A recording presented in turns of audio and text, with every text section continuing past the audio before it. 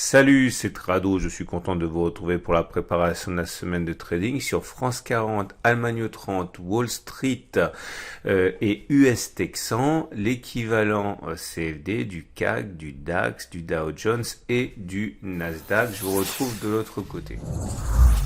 Avant de débuter, je vous rappelle que tout ce qui suit est donné à titre purement informatif et pédagogique. Il n'y a aucune incitation à acheter ou à vendre quoi que ce soit. On commence par le France 40 en données journalières. Et comme vous pouvez le voir, nous avons un support ici. Il est compris entre 4713 et 4760 pour une raison assez classique. C'était une résistance qui a été cassée.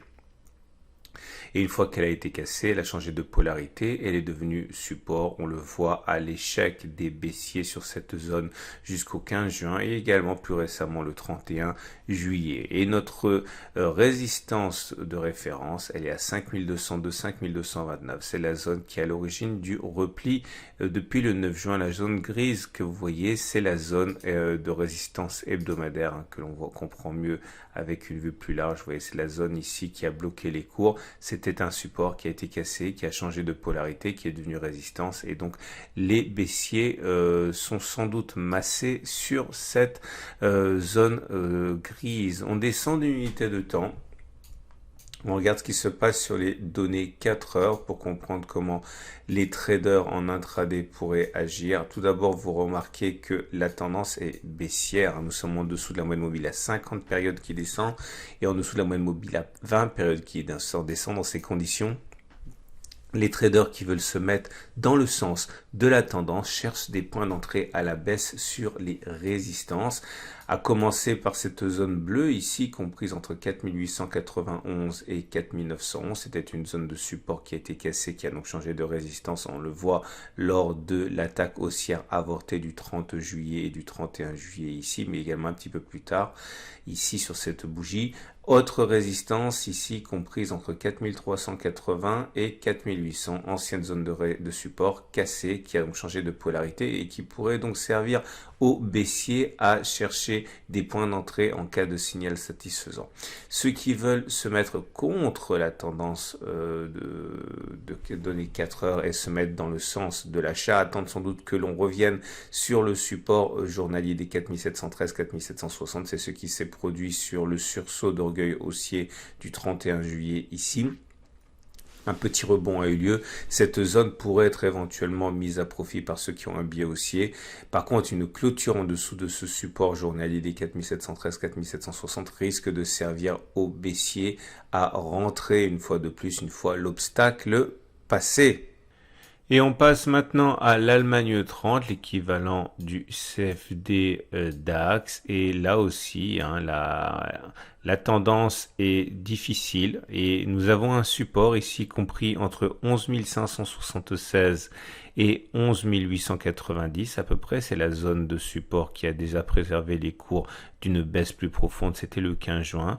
De l'autre côté, une résistance ici comprise entre 13 106 et 13 300 à peu près, à l'origine de la décrue du 21 juillet. On descend d'une unité de temps, regarde ce qui se passe sur les données 4 heures, et là aussi la tendance est baissière. On est en dessous de la moyenne mobile à 20 périodes et en dessous de la moyenne mobile à 50 périodes. Ceux qui veulent se mettre dans le sens de la tendance des données 4 heures cherchent donc à vendre les résistances, notamment cette résistance ici comprise entre 12 505 et 12 566. Si un signe intéressant baissier apparaît, il y aura des chances pour que des traders tentent leur chance sur ce niveau. Une autre résistance éventuellement ici à 12 745, 12 812, un signal de baisse de nature bougiste ou technique pourrait inciter des traders baissiers à rentrer sur la valeur dans le sens de la baisse. Autre possibilité également, une cassure franche de l'obstacle compris entre 12 255 et 12 319 pourrait encourager les baissiers à entrer en position. Ceux qui veulent se mettre contre le sens de la tendance dans le sens de l'achat, donc attendre que l'on revienne sans doute sur cette zone de support ici, comprise entre 11 860 et 11 585, car c'est une zone de support qui existe sur les unités de temps supérieures, qui a donc théoriquement plus de chances de tenir qu'un support qui n'existerait que sur les unités de temps inférieure. Regardons à présent le Wall Street, l'équivalent CFD du Dow Jones 30, avec un support journalier compris entre 24 776 et 25 467, à l'origine des différents rebonds auxquels on a assisté depuis le 11 juin. Il semble que la résistance journalière suivante soit 27 573, 27 650 à l'origine de la baisse du 9 juin. On descend d'unité de temps, on regarde les données 4 heures et nous avons une tendance qui est un peu plus ambiguë puisque nous sommes en dessous de la moyenne mobile à 50 périodes qui descend, donc la tendance de fond est baissière, mais au-dessus de la moyenne mobile à 20 périodes dont l'orientation est plate, donc plutôt sans tendance à plus court terme. Il est donc difficile de trouver un sens qui sera privilégié par les traders, même s'il y a un avantage, un ballottage favorable au baissier au regard de la moyenne mobile à 50 périodes. Il est probable que certains traders cherchent des signaux baissiers dans la zone des 26 545, 26 605 sur cette zone qui a déjà servi de base pour des attaques baissières. Ou alors en cassure éventuellement des 25 600 à peu près, c'est la cassure de la zone de support ici. Par contre, ceux qui veulent plutôt acheter attendent sans doute que l'on revienne sur la zone de support qu'on a mentionnée préalablement, comprise entre 25 464 et 24 775. C'est une zone de support tracée sur les unités de temps journalières, donc plus forte en théorie que les supports tracés sur les données 4 heures.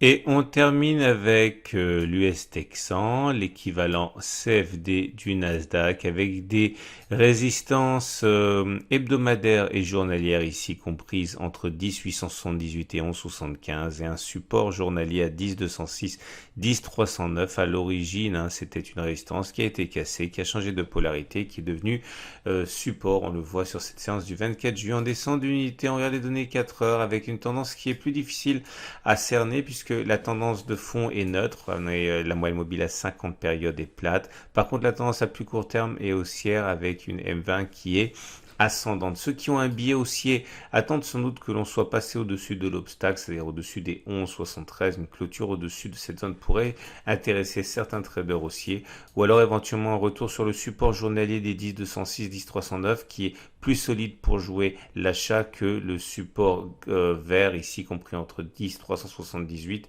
et 10 513 parce que c'est un support qui existe uniquement sur les données 4 heures. Ceux qui ont un biais baissier attendent sans doute un aveu de faiblesse sur la zone actuelle, la zone orange des 10 878, 11 075, puisque les dernières confrontations ont été à l'avantage des baissiers sur cette résistance journalière. Voilà, je vous souhaite une excellente semaine. Je vous invite à retrouver à la fin de cette vidéo l'analyse technique de moyen terme pour les indices et également la préparation de la semaine de trading pour euro-dollar, bitcoin et pétrole Brent.